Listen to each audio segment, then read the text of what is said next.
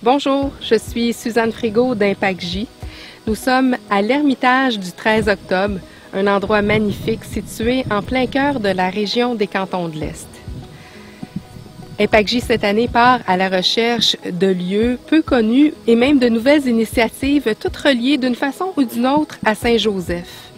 À travers ces lieux et les personnes qui les animent, nous découvrirons la présence de Joseph dans nos vies, dans l'histoire, mais aussi son impact à travers le monde actuellement. Ici, à l'Ermitage du 13 octobre, les gens viennent et vivent une expérience tout à fait particulière. Je laisse M. Fortin vous raconter les premières heures de ce projet.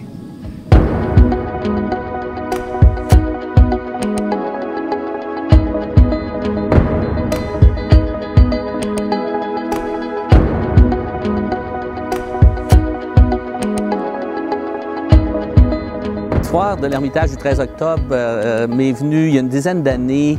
C'est une inspiration qui m'est venue à un moment donné, dans un temps de prière, de faire bâtir une chapelle à Saint-Joseph pour le remercier pour tous les bienfaits que j'ai reçus dans mon milieu de travail, dans les emplois que j'ai eus. J'ai jamais eu à chercher un emploi.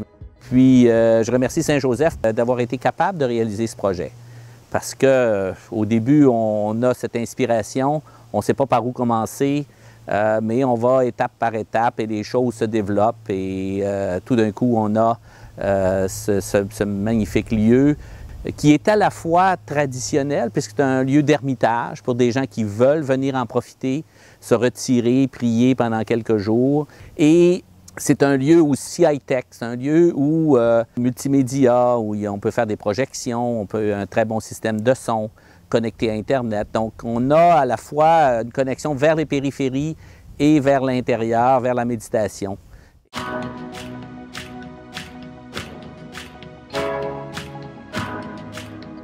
Un projet comme ça, ça n'arrive pas tout seul.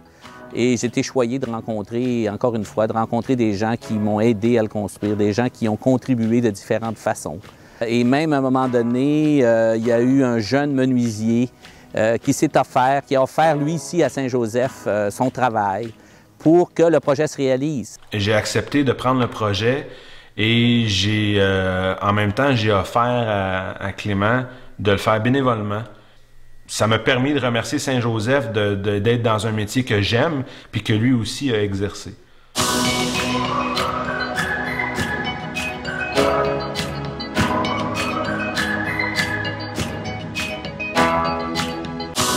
Les boiseries, les moulures, arches, portes, c'est tout du bois de la Colombie-Britannique, du sapin Douglas. Le portique ainsi que l'extérieur du bâtiment sont en cèdre. Les pierres, c'est des pierres des champs. Je dirais un des aspects qui est le plus marquant, c'est la forme qui a été dictée par les arches.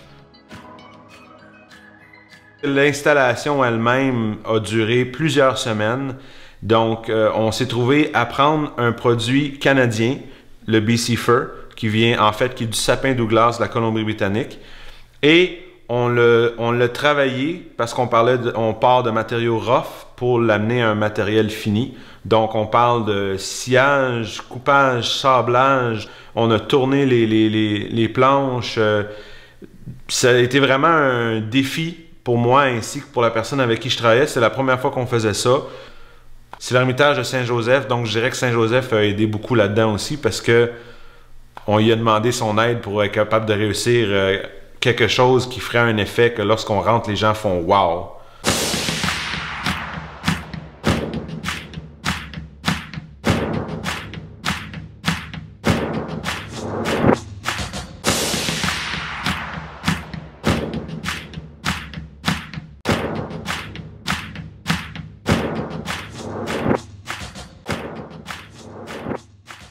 L'idée du nom du 13 octobre est venue plus tard dans le projet. C'est un nom qui fait réfléchir. Quand on l'entend, on est surpris un peu. 13 octobre. Pourquoi 13 octobre? Bien, il y a une raison. C'est Notre-Dame de Fatima. C'est toute la suite des apparitions de Fatima qui sont des apparitions pour maintenant, pour aujourd'hui.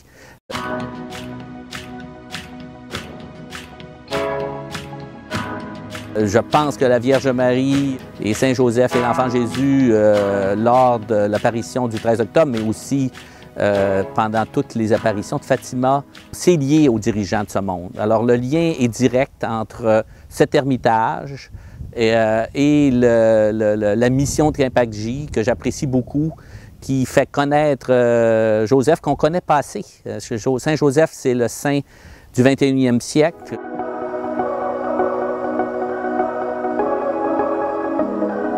Qu'est-ce qu'on vient faire ici? Mais on vient faire une pause là, dans le flot de notre vie quotidienne. On vient laisser la chance, au fond, à Dieu de nous parler. J'avais l'impression de ne plus y arriver, j'avais l'impression de manquer d'air. Puis l'Ermitage m'a permis de prendre un moment juste pour moi, de me retrouver, de me demander vraiment les questions pour pouvoir avancer dans la vie. Puis de me retrouver avec Dieu, de me retrouver seule, dans le silence, que j'ai beaucoup de difficultés.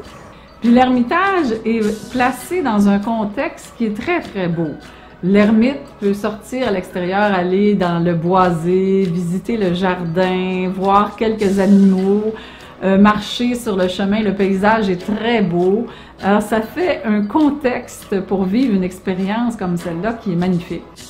Oui, la route était vraiment magnifique. Il y avait des champs, il y avait des fleurs, il y avait des animaux. Puis moi, je priais souvent en marchant jusque sur la... Il y avait une petite route qui passait à travers les champs, puis je marchais souvent sur cette route-là pour prier. Puis je m'étais assis pour prier. Puis quand j'ai rouvert les yeux, il y avait un oiseau qui était juste à côté de moi. C'est spécial, il ne s'est même pas envolé, il est resté là.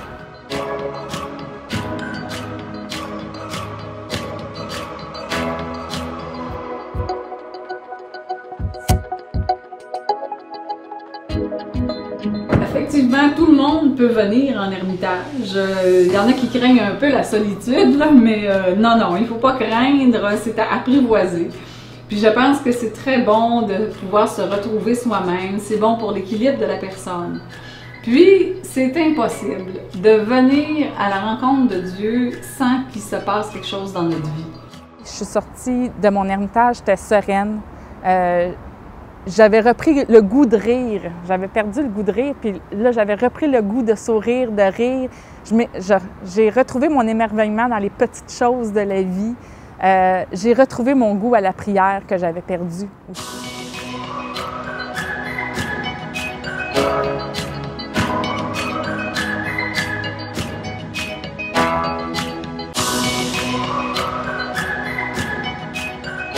J'ai pu faire 3 jours d'ermitage qui ont été, que j'ai trouvé extrêmement bénéfiques pour moi, qui m'ont soutenu tout au cours de l'année. Ça me fait toujours plaisir quand j'entends que les gens sont venus en ermitage, sont venus prier et qu'il y a des lieux, une messe, une Eucharistie qui est célébrée ou des choses comme ça. Bien, ça me réjouit, ça me montre que l'inspiration que j'avais eue, bien, ça voulait dire vraiment quelque chose et j'espère que ça va continuer.